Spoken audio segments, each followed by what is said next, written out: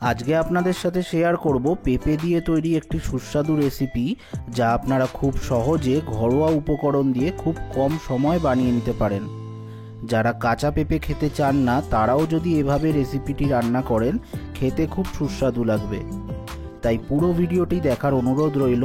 আর চ্যানেলে নতুন হয়ে থাকলে ভিডিওটা লাইক করে এরকম কিছু ইউনিক রেসিপির জন্য চ্যানেলটা অবশ্যই সাবস্ক্রাইব করে নেবেন।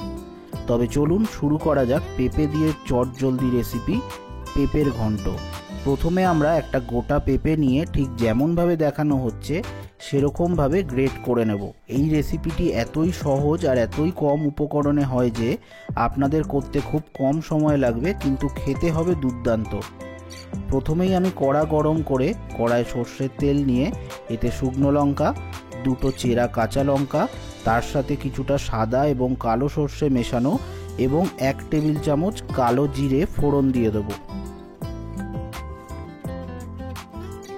এরপর দিয়ে দেব মিহি করে কুচিয়ে রাখা রসুন। এবার কিছুক্ষণ নাড়াচাড়া করে হালকা ভাজা হয়ে এলে দিয়ে দেব আগে থেকে গ্রেট করে রাখা পেঁপে।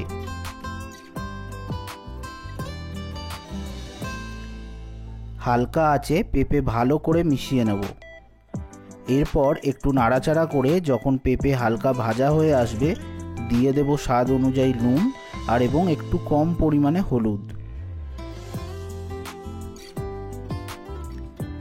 এবার ভালো করে ভাজতে হবে, কিন্তু মনে রাখবেন সবসময় লো টু মিডিয়াম ফ্লেমে রান্না করবেন, যাতে পেঁপে পুড়ে না যায়। আরও কিছুক্ষণ ভাজার পর যখন পেঁপের কালার চেঞ্জ হয়ে আসবে তখন একটা ঢাকা নিয়ে পেঁপে ভালোভাবে যাতে সেদ্ধ হয় তাই ঢাকা চাপা দিয়ে দেব।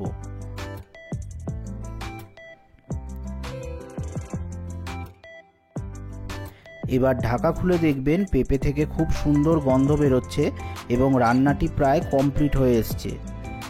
এখন নামানোর আগে সামান্য পরিমাণ চিনি দিয়ে একটু নাড়াচাড়া করে নামিয়ে নেব।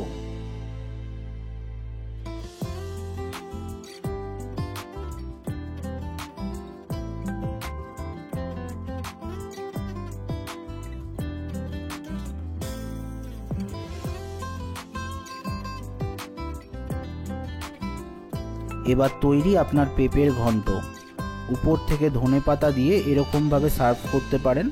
ভাত বা রুটি যে কোনো কিছু দিয়েই খেতে লাগবে খুব সুস্বাদু। ভিডিওটি ভালো লাগলে অবশ্যই ভিডিওটা লাইক এবং শেয়ার করে চ্যানেলটি সাবস্ক্রাইব করার অনুরোধ রইল। ততদিনের জন্য ভালো থাকবেন। দেখা হবে নতুন ভিডিওতে। ভালো খাবেন এবং ভালো খাওয়াবেন।